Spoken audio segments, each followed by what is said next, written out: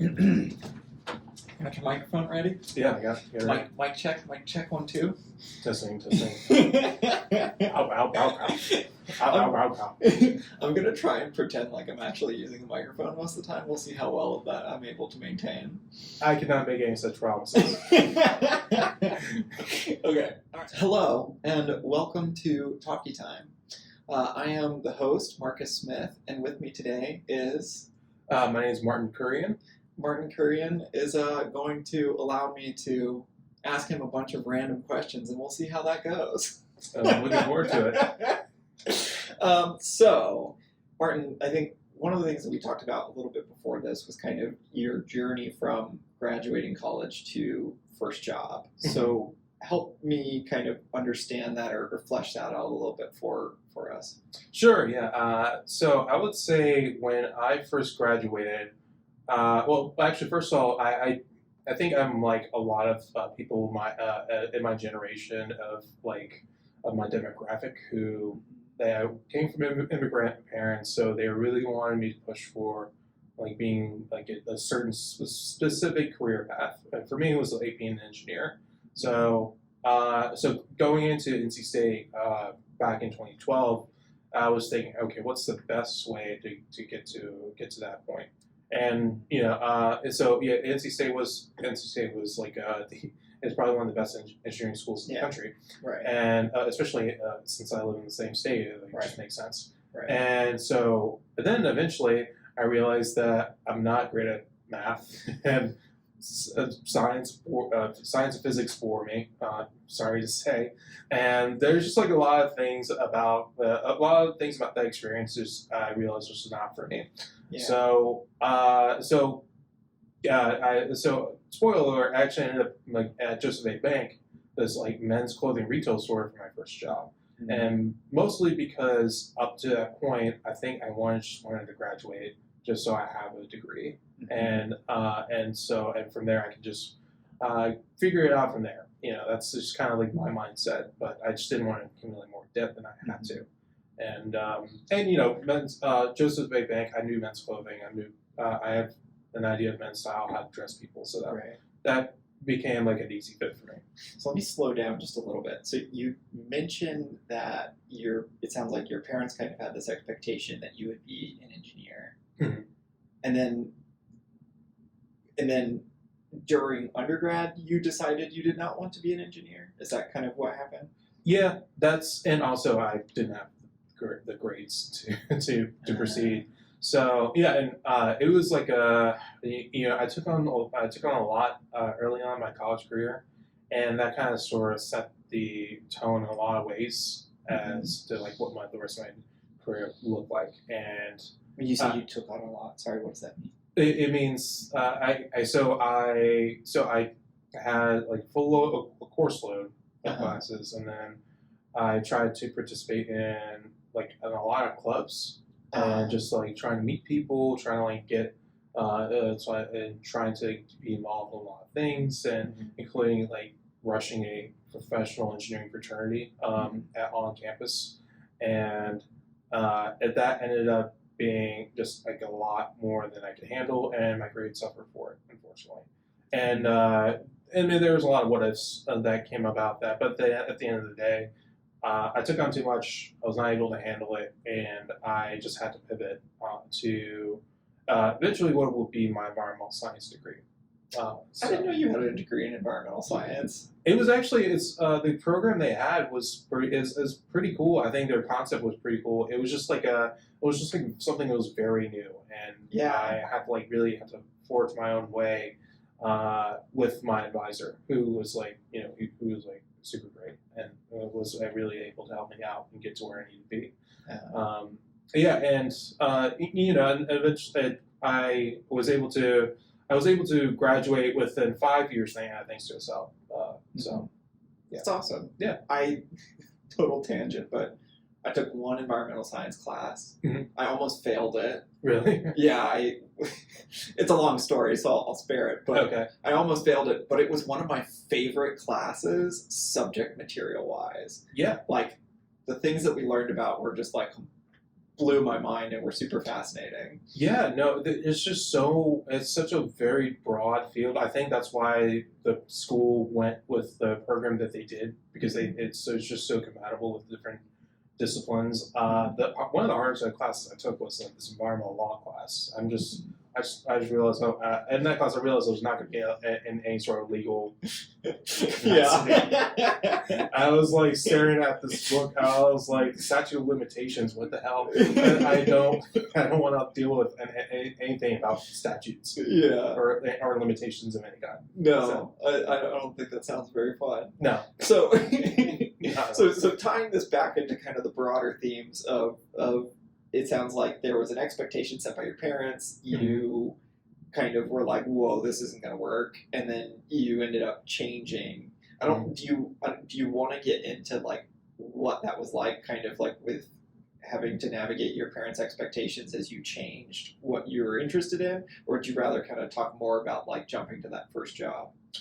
I can touch on the navigating that change briefly. Yeah. So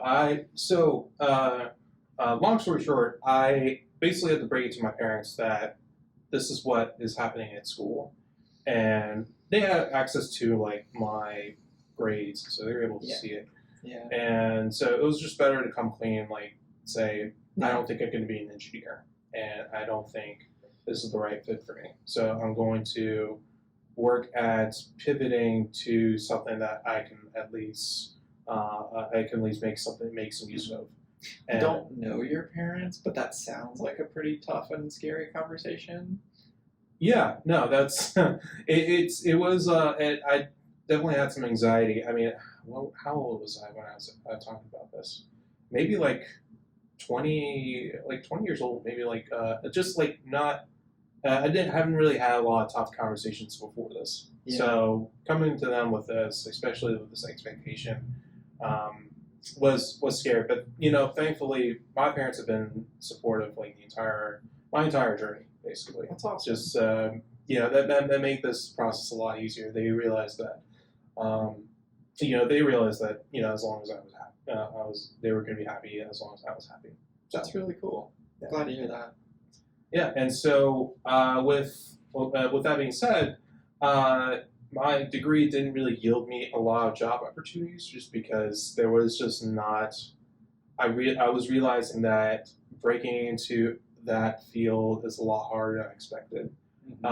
For at least at the time, and it was just I just didn't have. There were certain like skills that I just didn't have, and I was not able to get like certain experiences through the internships that were transferable to the jobs I was applying for. Sure. So that led me to just having like a temporary job at Joseph A. Bank at the retail store. Sure. Just to give it to or have me earn money, get some work experience, and to try to figure out like a plan B. Yeah. In the meantime. Yeah. So it sounds like you were able to kind of quickly move into Joseph A. Bank, but there was all this kind of emotional roller coaster of like figuring out like, I'm not going to be this anymore. Yeah. What am I going to be now? And then getting there. So, I mean, you don't do retail now. No. No. Do you want to kind of talk about like how you went from that to what you do now? Yeah, absolutely. I know like you mentioned, I'm not doing it now, and I knew that I was not going to do it for forever. And I think we talked about this before. Yeah. So we did.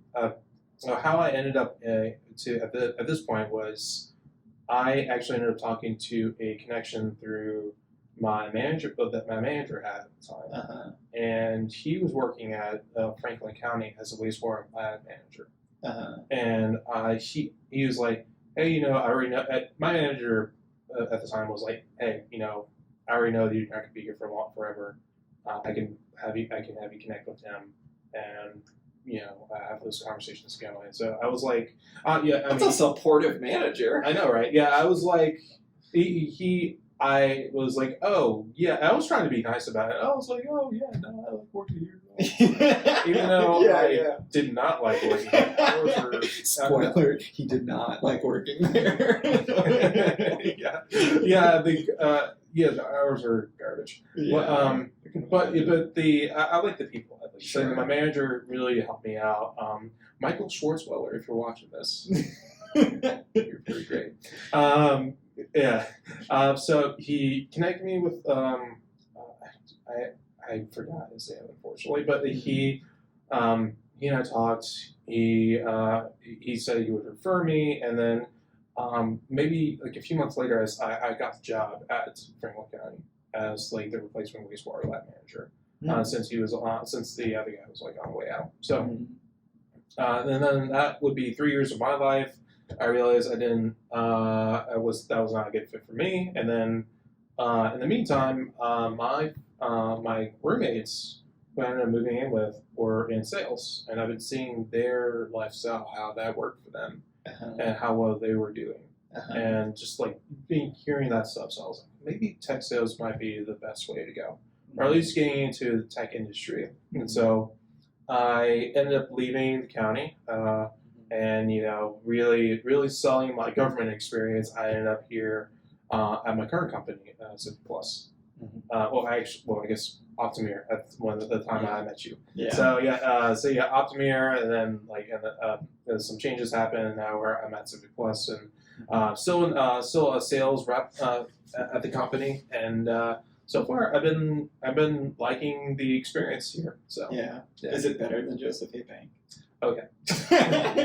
Miles better. I don't have to deal with entitlements. Well, I mean, that hasn't changed much. But the people are less racist, at least the ones I'm talking to. That's good. Yeah. Actually, I had a guy who, admittedly, I did screw up a little bit. I was measuring his pants, right, for tailoring. And so, so when I was like measuring, I had to like mark his pants with tailor's chalk. Yeah. And I think my measurements might have been a little bit off because by the time he got them back, I think it was like a week later, since I measured them, the pants kind of came out looking at like this, like the cuffs. Interesting. Okay. And so I think he was like furious, and then went to one of the other managers who said, I think he was like trying to think of my name and then settled on Raj or something like that. And I was like, well, I mean, I guess it could be Raj, but I'm not going to, I don't condone it, but Raj is a good name. Well, wait, so the guy who was furious called you Raj? Yeah, but not your manager called you Raj. He was trying to think of my name because I wasn't working that day, but he came in. So he just like stereotyped you and was like, yeah, Raj. Yeah. Okay. Basically, yeah. Yeah. And so thankful. So my manager was great. She kind of like stood her ground, defended me. I don't even remember what she said, but it was hearing it and afterwards, it didn't really bother me much because I was like, well, I mean, in the moment it definitely would have, but hearing it afterwards, I was like, yeah, okay. It's fine.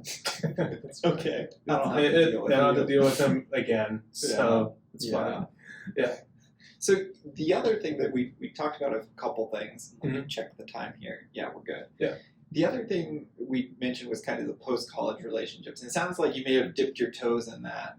But tell me, or is there more that kind of you were thinking about there, like relationships that helped you get your career? What were your thoughts there?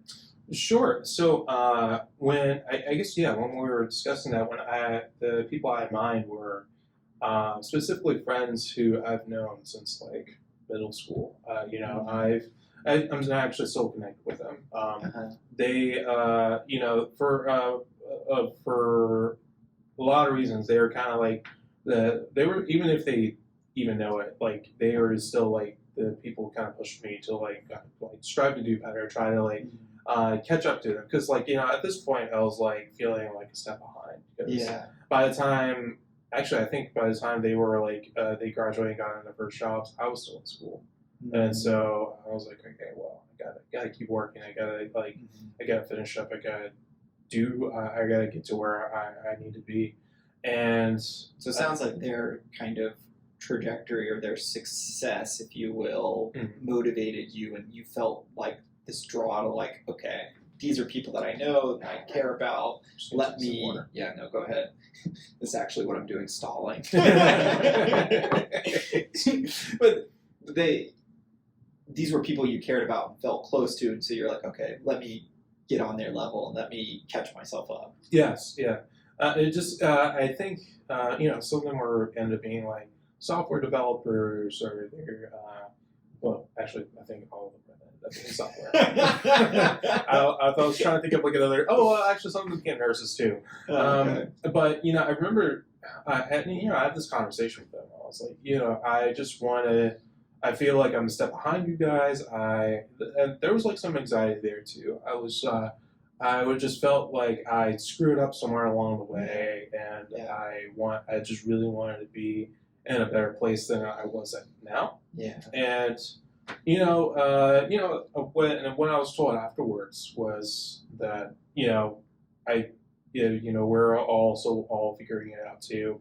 I think you're going to be okay. You're smart. You'll figure it out somehow. And you have a good personality too, and handsome. Dude, charming. Your friends and connections sound like they're wonderful people. It's, I mean, I really like that. I'm not even kidding about it. I feel pretty blessed in a lot of ways. That's really awesome. Yeah. It's interesting that you like. I've struggled with anxiety kind of throughout my life and had difficulty like being able to communicate those more vulnerable feelings, like, feeling left behind or jealousy or whatever that is.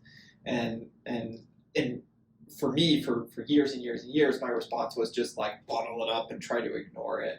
But it's really interesting because you were able to be vulnerable in a way and be like, hey, here's what's happening. And then it sounds like your friends were caring and reciprocated that back to you and were able to help bring you along.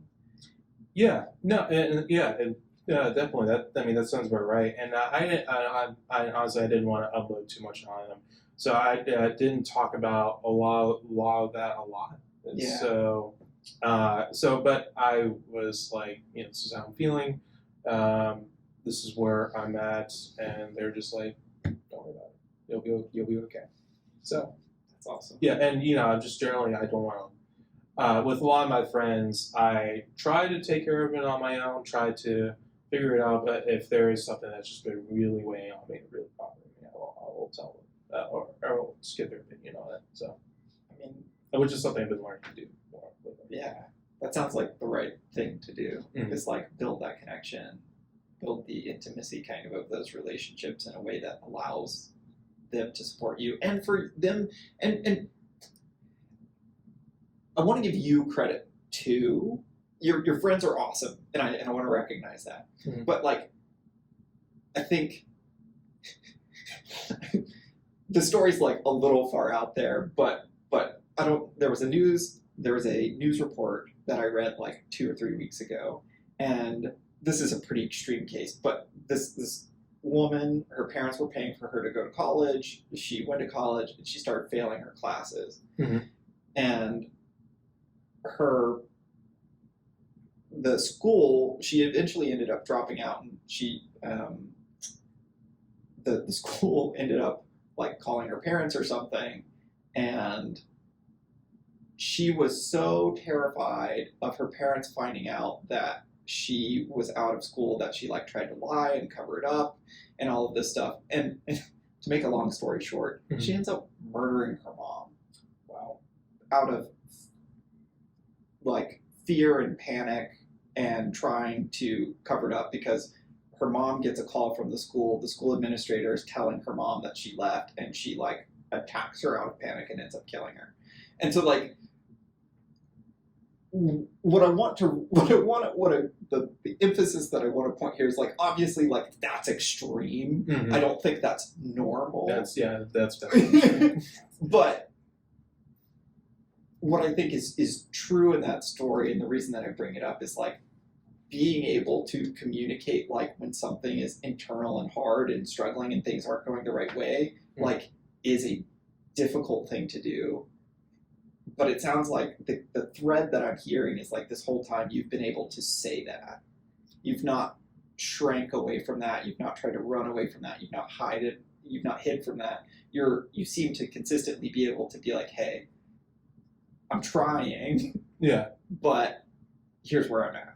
And kind of recognize and be honest with yourself in the situation. Yeah, and I don't want to make it sound like it was like a super easy thing for me to do. Like it's like along the way, I really had to learn how to be vulnerable, had to let people in, had to ask for help. Which asking for help, I don't know about you, but it's for whatever reason, it's just something that I don't necessarily think about. It's not that I don't want to do it, but it's just something that just doesn't. It's not like the first option. Like that clicks in my head. Yeah. Like it's like if I can do it on my own, I'll do it on my own. It's like that is, and then if I by the time I think about like, oh, maybe I should have asked for help on this, and it like comes like a little bit too late. And I actually got in trouble in my previous jobs because of that. Really? For different, for like different reasons. So it's it's like, and I had to explain it. I'm like. If I don't think I need help, I probably won't ask for help. Yeah. And it's not nothing against them. It's just like in my mind, I think I'm doing the right thing. I think I'm doing everything right, and then I think I'm being responsible, and then all of a sudden it goes wrong, and I'm just like, okay,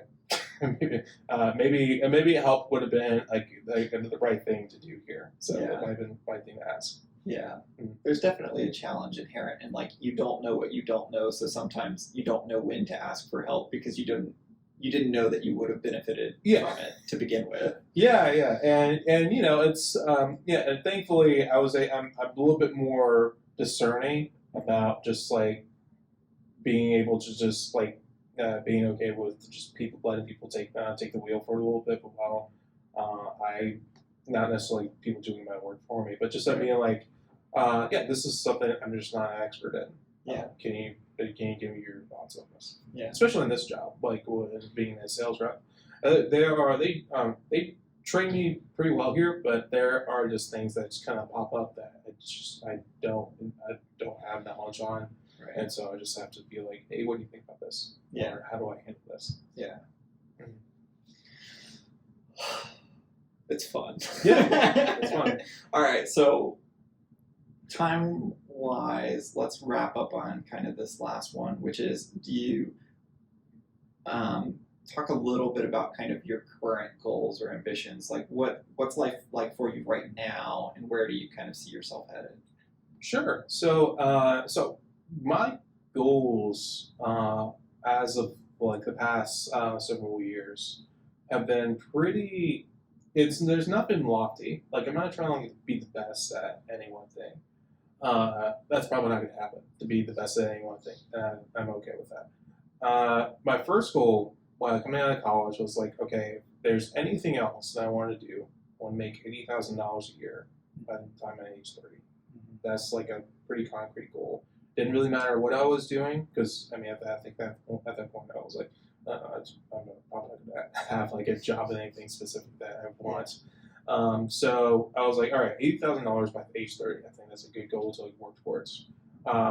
That was just based off a number that I think I heard off like some random article thing, and like that's like where a lot of Americans are comfortable at, like lifestyle wise, just being content and happy. Yeah. And so getting up to this point, I think I am short by like I don't even know, like 10, 20 grand, which I'm and I recognize that. I think lifestyle wise, I think I'm probably where I want to be, and even if like money wise that I'm not there, and I think I'm okay with that. As far as like my next goals, I was actually thinking about this recently.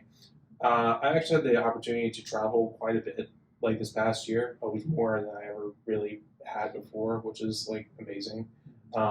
And one thing I thought about was like, okay, well, I'm now 30 years old. What's the next 10 years of my life going to be looking like?